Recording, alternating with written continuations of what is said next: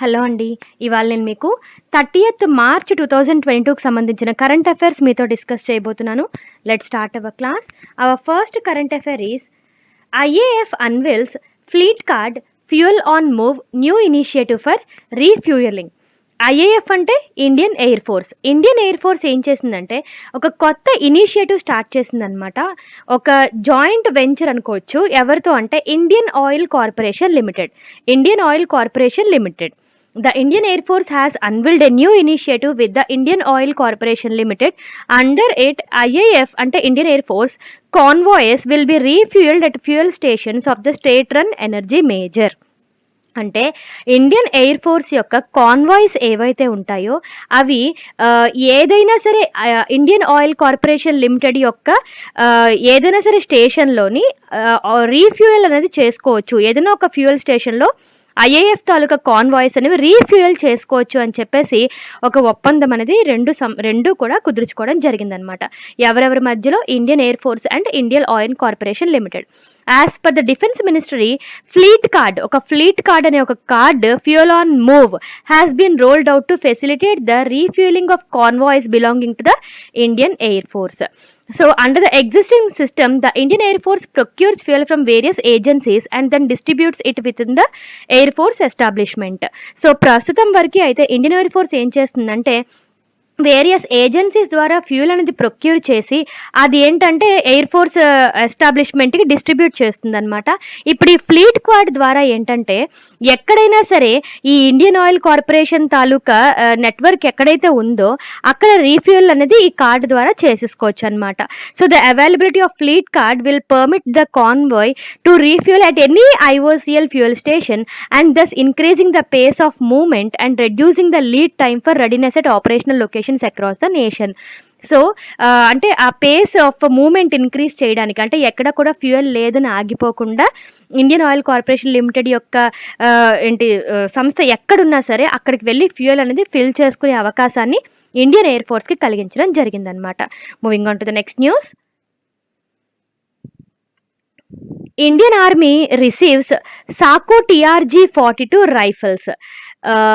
Indian ఆర్మీలోని Sako TRG-F2 rifles అనేవి అందుకోవడం జరిగింది. అయితే ఈ సాకో TRG-42 రైఫిల్స్ ఎక్కడి నుంచి తయారు చేయబడ్డాయి అంటే ఫిన్లాండ్ అనే కంట్రీ ద్వారా ఈ యొక్క సాకో TRG-42 రైఫిల్స్ అనేవి తయారు చేయబడ్డాయి. అవి ఇండియన్ ఆర్మీకి కూడా ఇవ్వడం జరిగింది. India has inducted Sako TRG-42 rifles from Finland to improve the capabilities of its snipers. మన ఇండియన్ స్నైపర్స్ ఎవరైతే ఉన్నారో, స్నైపర్స్ అంటే ఏంటి? A person who shoots from a hiding place especially accurately at a long range.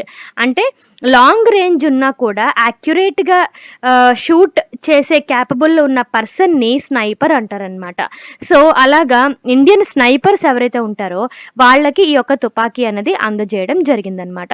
అయితే ఎక్కడ army పీపుల్కి ఇది అందజేస్తున్నారంటే near Jammu and Kashmir బార్డర్లో ఉన్న ఎవరైతే మన ఇండియన్ ఆర్మీ పీపుల్ ఉన్నారో వాళ్ళకి ఈ యొక్క కొత్త వినూత్నమైన తుపాకీల్ని, రైఫిల్స్ని అందజేయడం జరిగింది. ఇవి ఎవరు తయారు చేశారంటే ఫిన్లాండ్ తయారు చేసింది.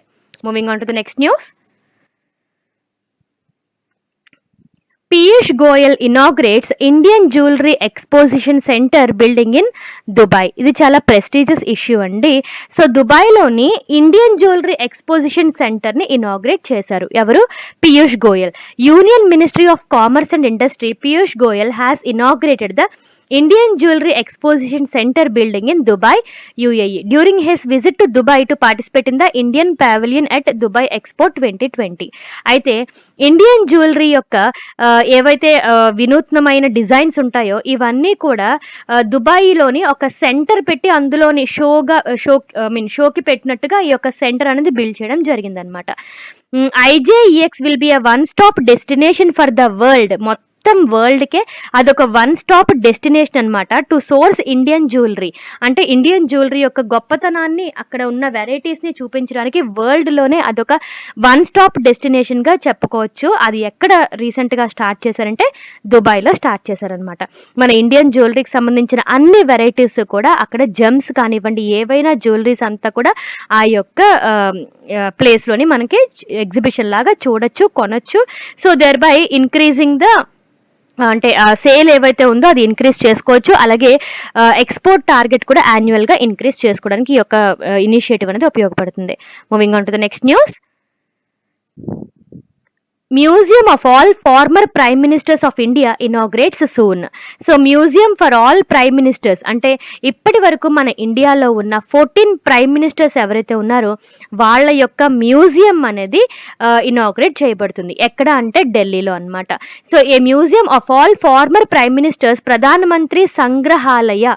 ప్రధానమంత్రి అంటే పిఎం ఎవరైతే ఉన్నారో, ఇప్పటి వరకు ఉన్న పిఎంస్ ఎవరైతే ఉన్నారో వాళ్ళ సంగ్రహాలయ అంటే వాళ్ళ యొక్క వస్తువులు కావచ్చు, వాళ్ళ యొక్క స్పీచ్ ఇచ్చినప్పుడు ఉన్న రేర్ ఫొటోస్ అవనివ్వచ్చు. సో ఇవన్నీ కూడా అంటే వాళ్ళకి ఇష్టమైన పెన్ అవ్వచ్చు, లేకపోతే సో వాళ్ళకి ఇష్టమైన బుక్ అవ్వచ్చు, వాళ్ళ వాడిన వస్తువు అవ్వచ్చు. ఇవన్నీ కూడా ఒక మ్యూజియంలా పెట్టి అందులో ఎగ్జిబిట్ చేయడానికి ప్రధానమంత్రి సంగ్రహాలయ అనే ఒక మ్యూజియంని ఢిల్లీలో స్టార్ట్ చేయడం జరుగుతుందన్నమాట.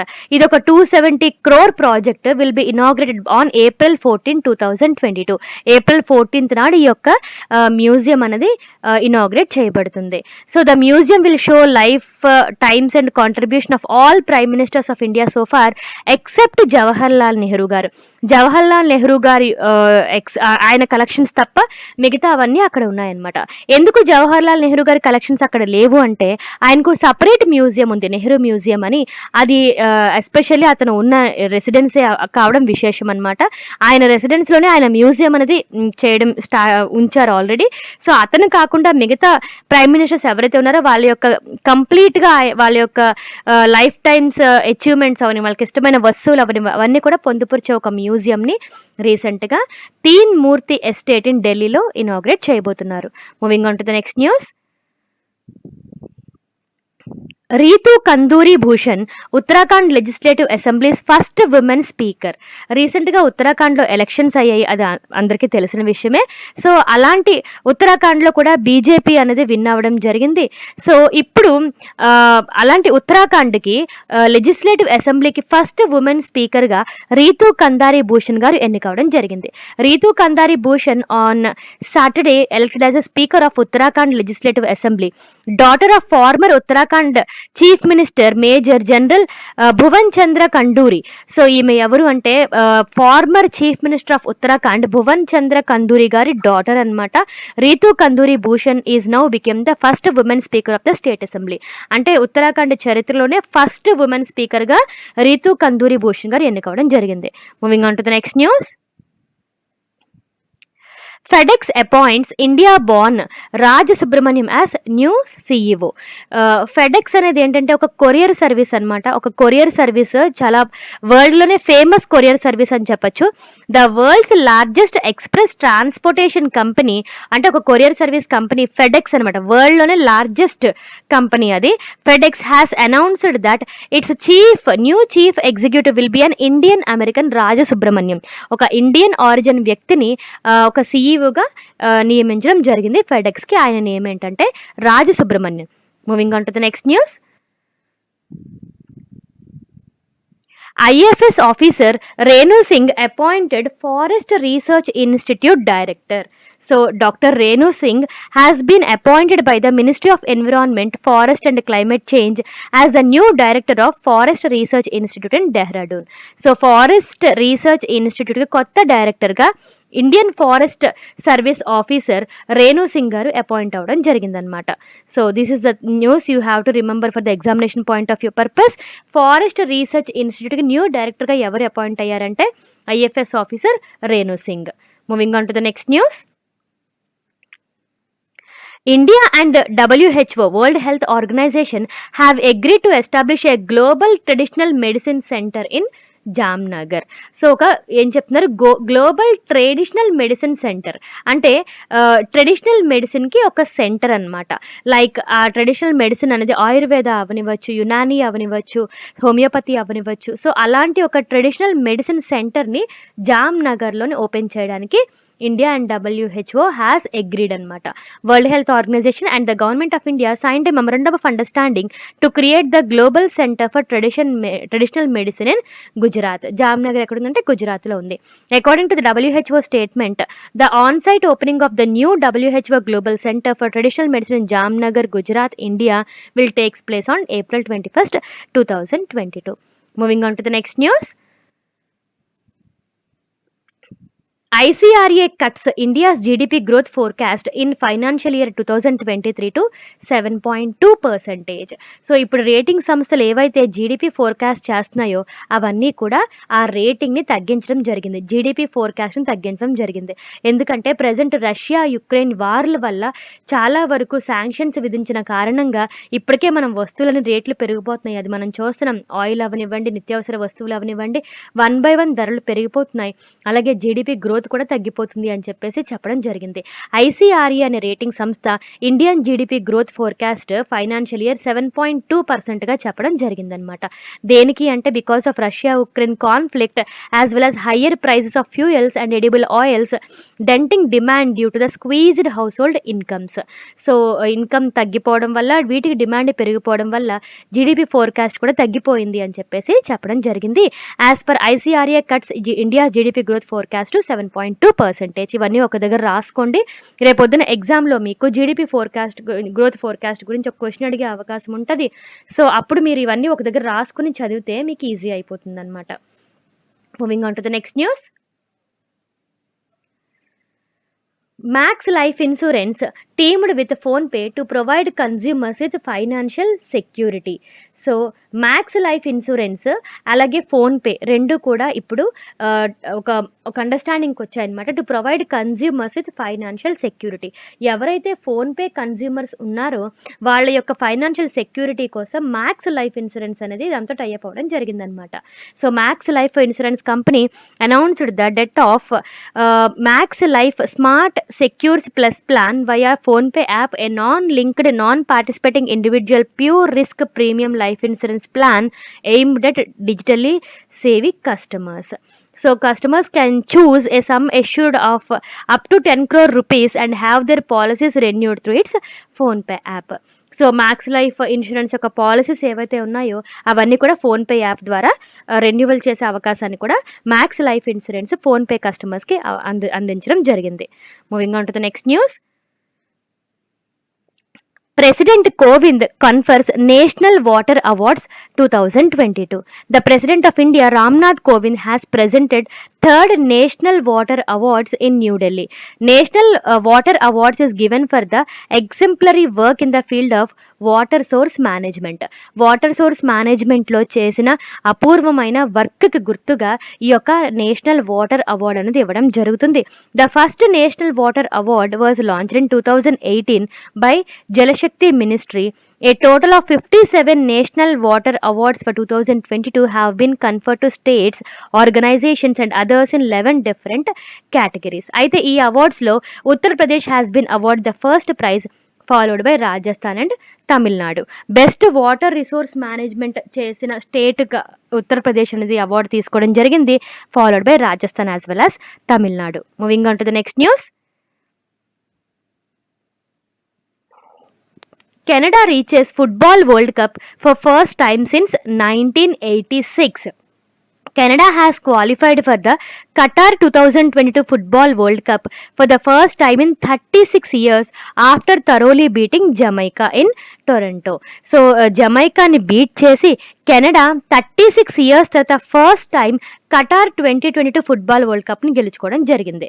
So the north American nation have booked their place at the finals for the first time since Mexico in 1986.